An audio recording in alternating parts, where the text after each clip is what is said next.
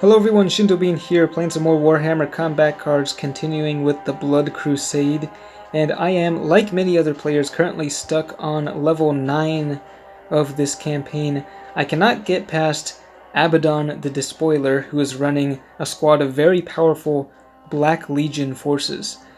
I think the deck has approximately 350 points worth of cards, with a mix of powerful ranged units, melee units, and one psyker. So it's able to counter almost anything that the Space Marines are able to throw at him, and I have lost 5 games in a row against him.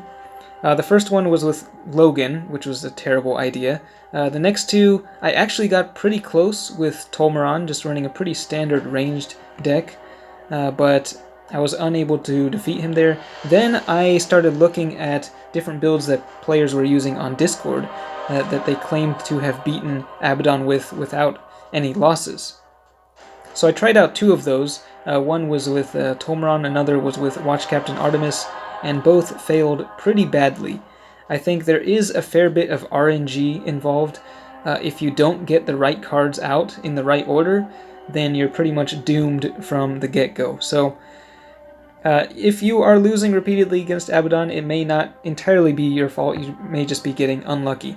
But the deck composition does it is very important. If you don't have the right guys in there, then you just have no chance of winning whatsoever. So I'm going to try once again with Watch Captain Artemis. This time I've switched up some of the cards, and this is just something that I came up with myself. It's slightly different from what people are posting in Discord, so I'm not sure if it's going to work. I have 3 psykers in here. I've got Tigurius with his double shield. He's just a really strong card.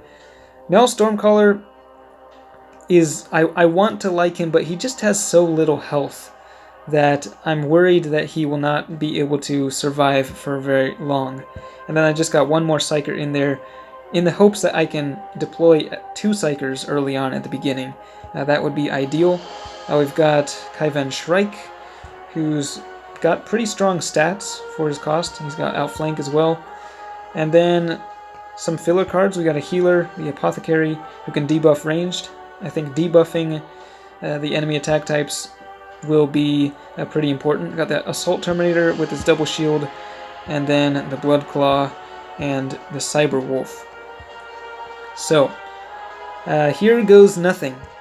Attempt number 6, and if I lose this, then there is no way that I can get to the final stage of this Blood Crusade. So let's hope that luck is on my side this time.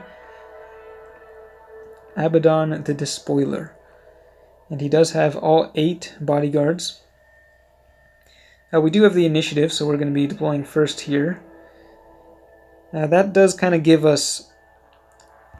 It's not really... It doesn't really give you very much of the upper hand being able to go first. I've missed out on one usage of Watch Captain Artemis special rule, which is actually really important. But let's see. I think we're going to put down Stormcaller here. We'll see what they put down next. 26 damage to the Sorcerer, that'll be pretty good. The Obliterator, first of several powerful ranged units. Now, I could put down Tigurius across from the Obliterator. I don't think I want him across from the Sorcerer because he's just going to lose all his shields, but we do want 2 psykers on the field, I think, at the beginning, so we're just going to try this out. Unfortunately, Stormcaller is going to be taking a fair bit of damage if he can't kill the Sorcerer on the first turn. 22 damage there. And then Obsidious Malak. So they've got a mix of all sorts of different attack types here at the beginning. And, you know, I could go for a melee attack, actually, but I think it's just safer to go with their Psychic. So, Niall Stormcaller will take a little bit of damage from the counterattack there, but we are able to get in a fair bit of free damage. And they are going with the ranged attack, so that's pretty good for me, I think. We'll be able to take down the Obliterator as well as the Sorcerer next turn. It'd be great if we could take out the sorcerer with the psionic blast, but it's not quite enough damage. Alright, continue with the psychic attacks. So once that sorcerer is down, we don't have to worry about any more psykers coming our way. But there are much scarier things than psykers. In the Black Legion, they've got the Helldrake for one, which has fear. It's very difficult to take down because of its high attack. And then the Executioner, which also has fear. It's a powerful melee unit. So they are switching it up, going for the ranged attack, bringing Stormcaller down to 8 health. And both of my psykers are getting their damage reduced significantly, so we're not going to be able to do much damage here. And Tigurius does have a shield at least, so there's that. And will they go to... Yep, they are going for the melee attack. So Stormcaller is dead. There goes the Cyberwolf. And there goes the last shield on Tigurius. It's really difficult to get through these units with fear. And it would have been nice to have been able to deploy that Apothecary a little bit earlier. Let's see. Do I want to move Tigurius or just leave him there? I guess we'll put down Shrike. Got the outflank, and okay, 34 damage, that's decent. Now, do we put down this Psyker here? I mean, it's either the Psyker or to try to debuff their ranged attack with the Apothecary. I think we're going to do that because I do want to keep these two guys alive for as long as possible, so we'll just put down the Apothecary there for now and go with the Psychic attack. Okay, more damage to the Helldrake. I do like to see that. We do have a pretty major melee attack charged up at this point. Now I do want to save it for the Warlord though. And here comes their attack. Now the debuffs definitely did help, and now they're debuffing my melee attack, which is a bit of an annoyance. Looks like we will be able to take out Obsidious Malix. And once again debuff their ranged attack. So that's actually going pretty well. The Helldrake can't deal a whole lot of damage to Shrike, but he's able to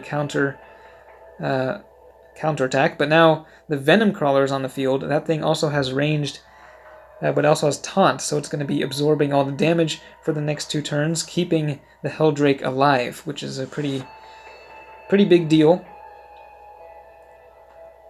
In many of the games I played, the Venom Crawler was the first unit on the field, but not this time. It is doing its job of protecting its allies. So I think Shrike will survive one more turn. And we still have 3 more bodyguards left, so this is going pretty well so far. I think better than I've ever done. Shrike is doing a really great job of counterattacking there. Okay, so I could take out the Helldrake with the ranged attack. That's actually not a bad option.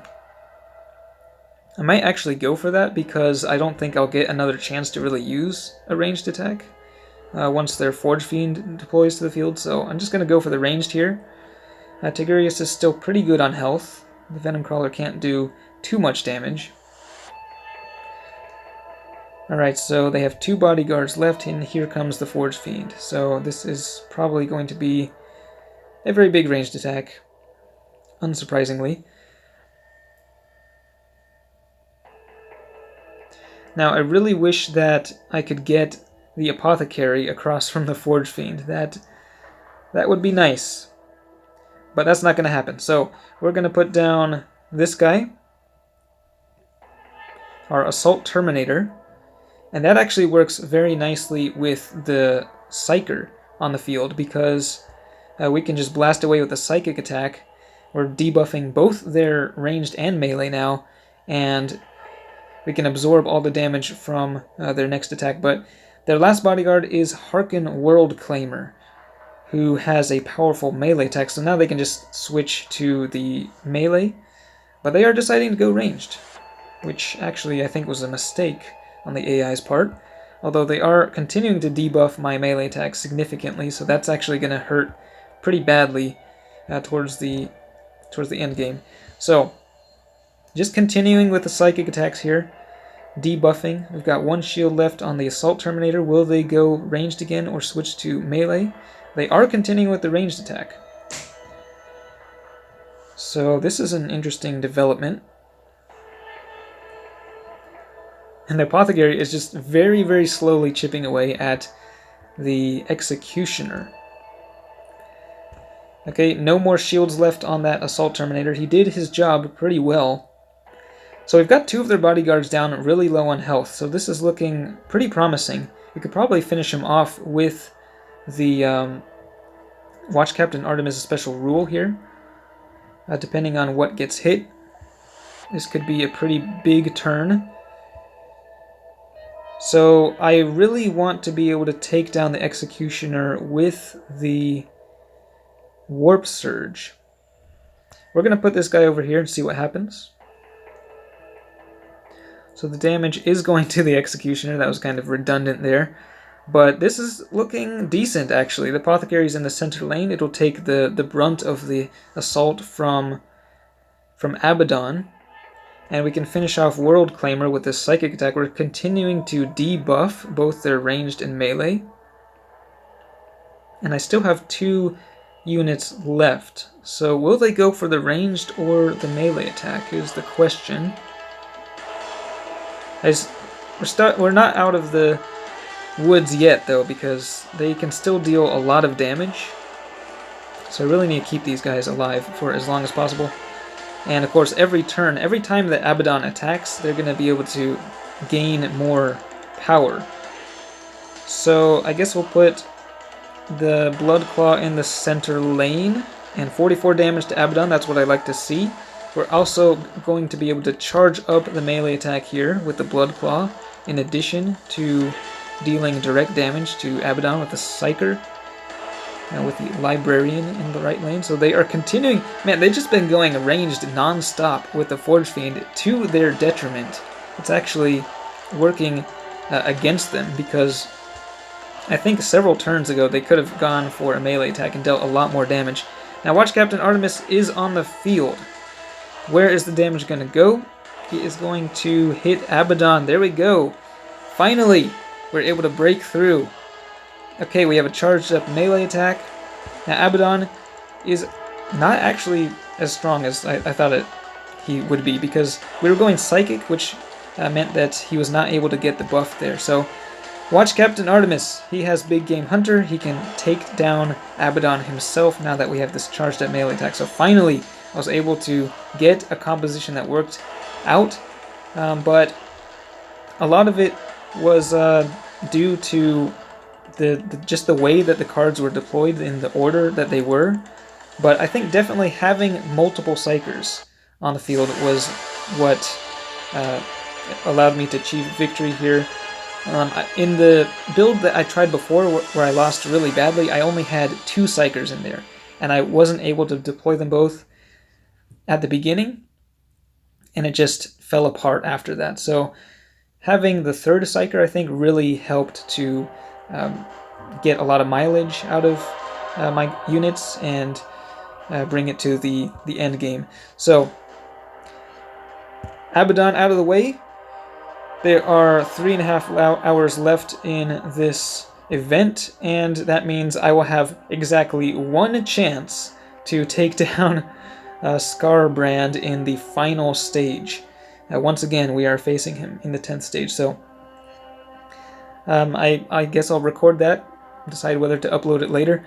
But so yeah, my advice for you is to use a deck similar to this one, but just be warned that there is luck involved. So you are not guaranteed to win with what I just used, and I used, builds that other players recommended that worked for them, but it just did not work for me. So it's a really tough battle. It's really difficult beating that ninth stage of the Black Legion. But best of luck to you. Hope you're enjoying this event, and get ready for some more action tomorrow when the second part of the Blood Crusade takes place. So, Thank you for watching, and I will see you next time.